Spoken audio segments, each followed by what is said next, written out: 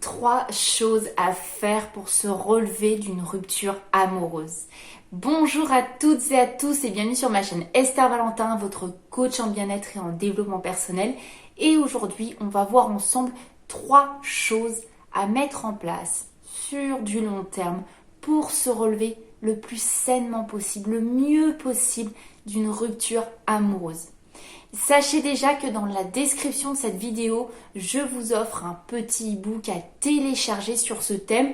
Donc n'hésitez pas à cliquer dessus, télécharger sur le lien, il est gratuit. Je vous demande de liker cette vidéo si le thème vous plaît, si les conseils vous plaisent, ça fait toujours plaisir. Et si vous êtes nouveau, bienvenue sur ma chaîne, abonnez-vous pour tous les conseils sur ce sujet et tant d'autres sur la vie sentimentale.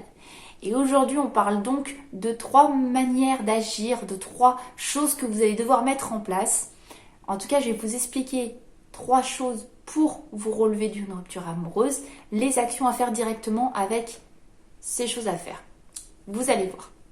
La première, ça va être de ne pas faire de déni de rupture.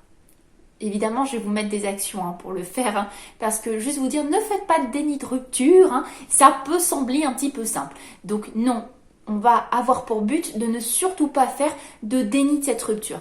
C'est-à-dire ne pas avoir peur de surmonter la douleur, le rejet, le sentiment d'échec, qui vont être des sentiments très négatifs, mais qui font partie du processus d'acceptation d'une rupture amoureuse. Donc vous allez devoir vraiment prendre le temps qu'il vous faut pour accepter la rupture. Vous ne récupérerez pas dans tous les cas la relation qui existait. Elle a pris fin. Donc dans tous les cas, dites-vous que l'acceptation que cette relation-là a pris fin, qu'elle ne fonctionnait plus, va devoir être acceptée par votre subconscient, votre conscient, tout ce qui s'ensuit, par votre esprit du moins.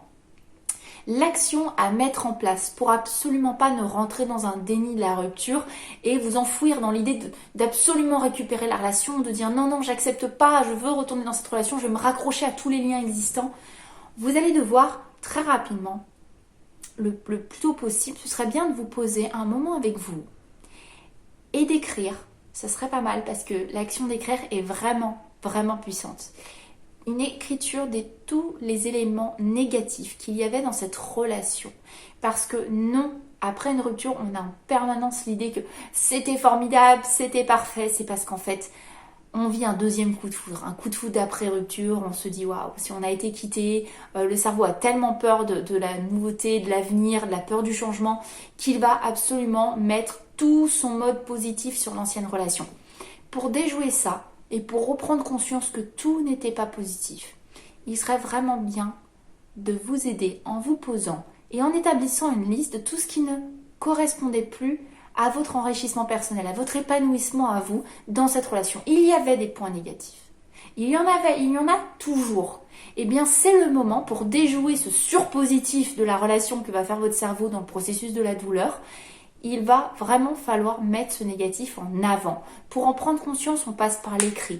Mais quand on commence à trop embellir la relation dans ses pensées, on n'hésite pas à prendre conscience aussi de tout ce qui n'allait pas.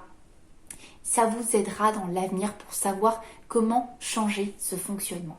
Vous allez beaucoup en apprendre. La deuxième chose à faire, c'est ne surtout pas avoir peur du futur. Qui va vous pousser, cette peur va vous pousser obligatoirement à vous raccrocher au passé. Donc n'ayez pas peur. Le futur semble vide quand on vient juste de vivre une rupture. Il semble vide parce que vous ne l'aviez pas anticipé de cette manière-là. Pendant le temps de votre relation, on a l'automatisme de faire des projets et de tout de suite visionner son futur évidemment avec l'autre. Et là, ça fait comme une coupure, en fait, on se trouve face à son futur, son avenir, et tout ce qu'on avait anticipé, c'est démoli parce qu'il n'y a plus l'autre. Sachez que c'est normal et que vous allez devoir reconstruire vos projets, votre vision d'avenir. Vous allez devoir refaire tout ça d'une autre manière que ce que votre cerveau avait voulu anticiper. Donc l'action à mettre en place pour vous aider dans ce processus, ça va vraiment de commencer à reconstruire votre vision d'avenir à vous. Et pour ça, il va falloir vous dépasser un petit peu parce que peut-être que là vous avez goût à rien. Je comprends, c'est difficile après une rupture amoureuse. C'est difficile quand on n'a pas souhaité cette rupture en plus. Eh bien, faites-vous un pêle-mêle. C'est-à-dire un tableau que vous allez pouvoir accrocher dans une pièce vraiment que vous allez souvent voir, peut-être votre chambre chez vous. Et vous allez mettre sur ce tableau tout ce que vous allez trouver dans des magazines ou sur internet. Imprimez-vous tout ce qui ressemble à une idée. Vous avez envie de faire du surf un jour, vous avez jamais essayé? Prenez une photo de quelqu'un qui surfe, affichez-le sur ce pêle-mêle. Vous rêviez de voir un pays, à faire un voyage, même à plus long terme. Prenez une belle photo d'un paysage de ce pays, mettez-le sur votre tableau. Un plus petit projet à court terme, un massage, prenez une photo de ce massage. Et faites-en ce tableau de vos projets à venir. On est obligé de surinvestir dans sa projection mentale du futur parce que la vision d'avenir après une rupture, automatiquement, elle se stoppe. La peur du changement fait que votre cerveau n'arrive plus à voir sa vision d'avenir. Donc, on va l'aider. C'est une action pour pousser votre cerveau à se reprojeter avec vous, des actions qui ne dépendent de personne. Peut-être aussi commencer à intégrer vos autres proches qui sont toujours là pour vous, des amis, de la famille, un voyage peut-être avec des amis. N'hésitez pas, faites ce joli tableau, ce joli pêle-mêle de toutes les idées que vous avez à court, à moyen, à long terme. Et tout ça, le fait de le voir visuellement, ça va aider votre cerveau à faire « Ah oui, ça va me faire rêver, ça me fait vibrer ». Il va recréer sa vision. Déjà, vous allez le faire en vous investissant à imprimer des photos, etc., à même écrire des choses.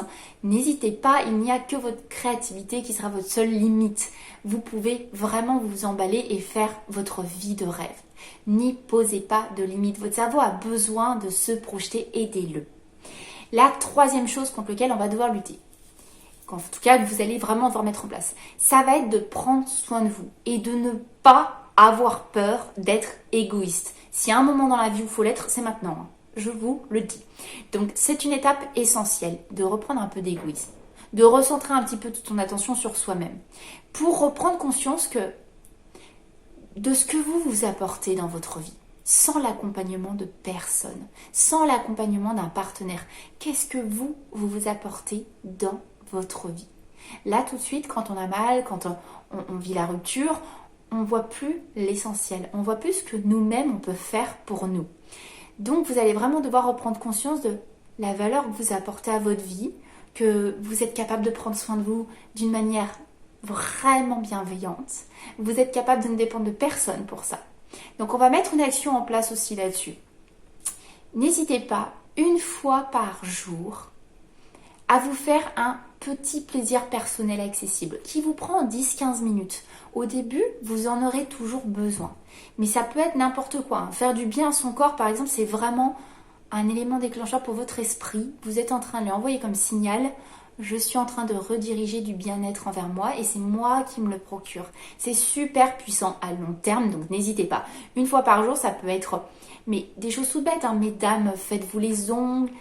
Messieurs et mesdames, un petit masque sur le visage, un bain, une douche un peu prolongée. Prenez-vous un gel douche qui sent une belle odeur de voyage, de saveur d'ailleurs. Enfin, c'est vraiment des petits plaisirs, un temps pour se faire du bien. Vous pouvez mettre ça tous les jours. Un temps d'écriture, sur vous-même, sur vos ressentis.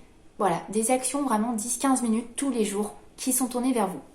Et en plus, n'hésitez pas, une fois par semaine, à viser quelque chose d'un petit peu plus haut. Quand je dis un petit peu plus haut, mettez dans votre agenda, il faut vraiment que vous le concrétisiez en le notant pour que ce soit acté que vous allez faire ça pour vous, que vous êtes en train d'investir dans votre temps et votre planning pour vous. Ça peut être plutôt un massage, vous allez vous faire un petit repas, vous savez, comme si vous seriez au restaurant, vous allez vous commander un plat que vous adorez, tel soir, devant un film que vous adorez. Faites-vous un petit cadeau, dites-vous ce jour-là, je vais m'offrir, je vais aller faire du shopping et je vais aller m'acheter ce petit bracelet ou cette jolie montre, un vêtement que je voulais. Voilà, un petit cadeau, une plante pour mon appartement.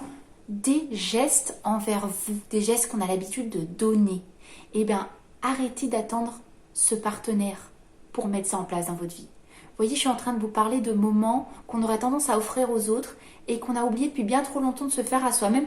Et même si vous pensiez à le faire avant, eh bien maintenant, c'est vraiment le moment de planifier ça une fois par semaine. Vous en avez besoin pendant un temps. Faites-le.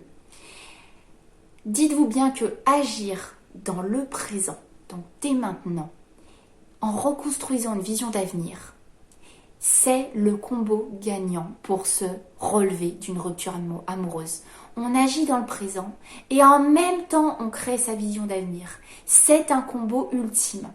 Vous avez besoin de tout ça pour vous détacher de ce passé qui fait mal. Donc le présent, la vision d'avenir. Et on les met au top, ces 2 temps de votre vie, parce que c'est là que tout se passe, c'est là que tout se joue. J'espère que ces petits conseils vous ont plu. Si c'est le cas, comme je vous l'ai dit en début de vidéo, n'hésitez pas à la liker cette vidéo, ça me fait très plaisir.